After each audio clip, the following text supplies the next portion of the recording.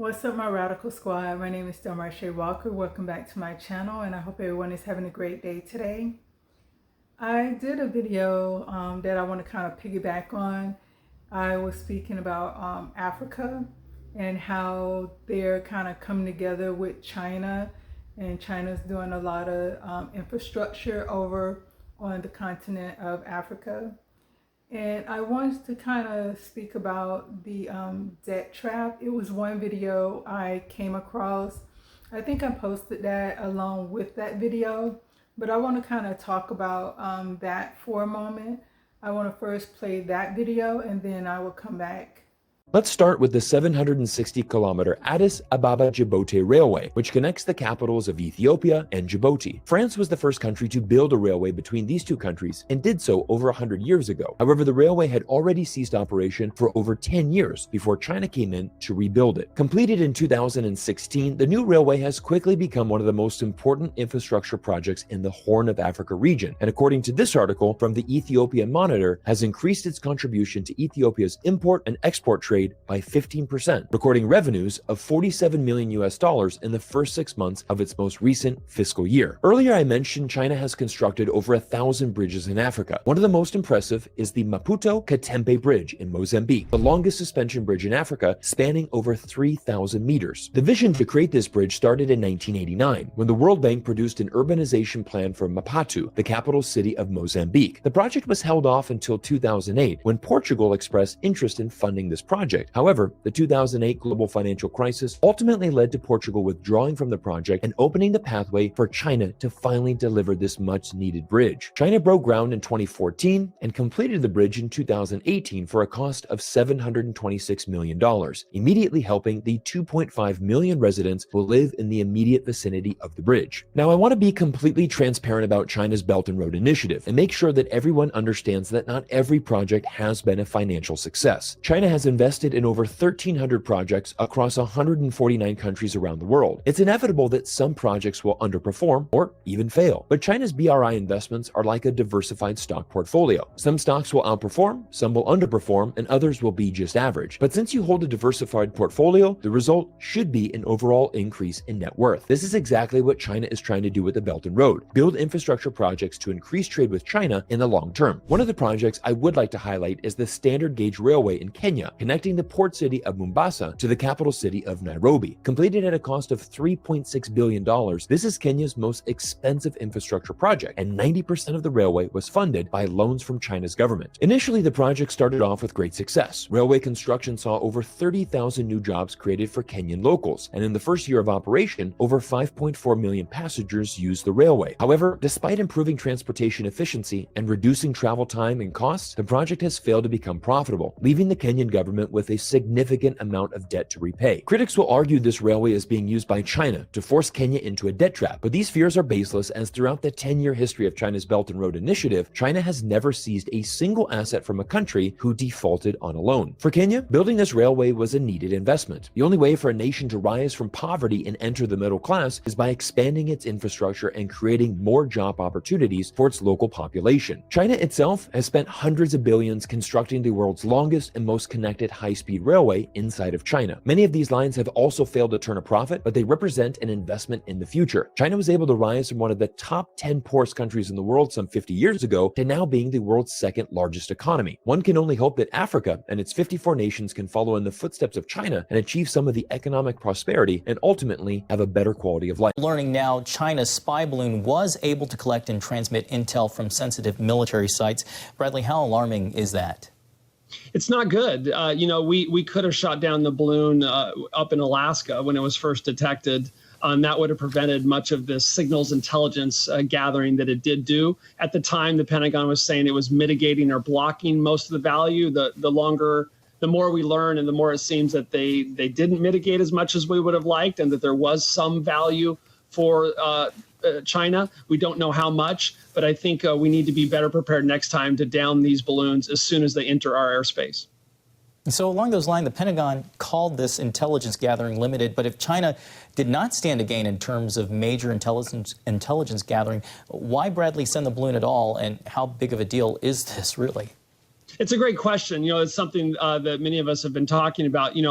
China does have low Earth orbit satellites where they can collect a significant amount of intelligence. There's a lively debate about what additional value this balloon would provide. But clearly, they thought it would provide some value, and that's why they sent it and took this risk at a diplomatic ruckus with the United States. It was actually quite brazen if you think about it. I'm glad that we finally shot it down, but we shot it down too late. They should have gotten no value, and they got some, and that's not a good thing. All right, we'll have to leave it there as the final word. Bradley Bowman with Foundation for Defense of Democracies. Thanks so much for your time tonight. Thank you. In that video, you see that they're saying that China did a loan to one country and that country wasn't able to pay the debt back, and China didn't do anything, and they're not trying to create a debt trap or take over the country. This is the way I see it. I never ran a country. I never did a deal with China, so I can't speak on that directly. But I just want Africa to be mindful of a couple of things. One, just remember who you are. You're a people that God put on this land. You're people that we stand out from everyone. No matter where we at, we stand out from everyone. No matter where we at, we're some of the most hated people in the world. But if you can ask them exactly why they hate us, exactly why they don't want us to prosper or move forward, they can't tell you. It's nothing directly they can say Black people did or the continent of Africa did to any parts of the world that will justify or make someone say, hey, I understand.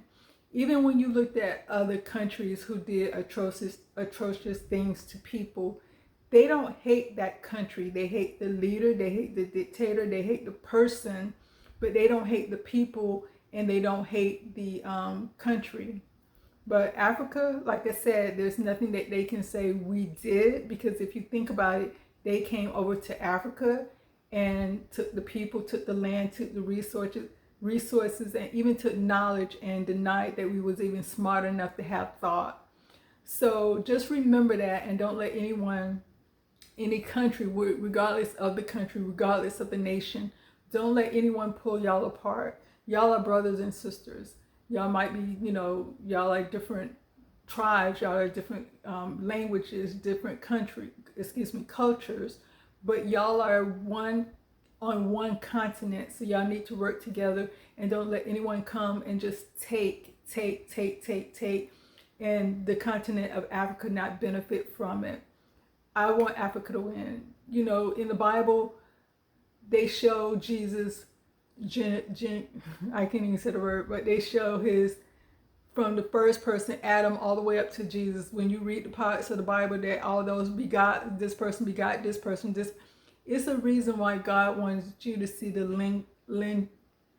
can't say that word either, but it's a reason why they wanted you to see the birth record of Jesus from his ancestors, where he came from.